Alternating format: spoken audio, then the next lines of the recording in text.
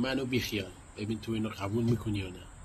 همین مالک اشتر به این شجاعت میگه جنگ صفین شخصی بود به نام حکیم ابن حسین با صاده، مثل حسین ولی با صاد.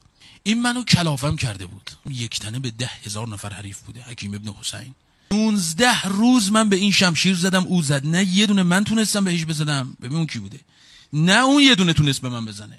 روز 27 ماهی با امیرالمومنین ظهر بود، آمدیم میدان، گفت مرگ کی می آمد جلو من سر آتنش جدا میکردم. مالک میگه اما دیدم مولا دفع میکنه، یعنی مثلا میگه برو آقا مثلا سعی میکنه نکشه.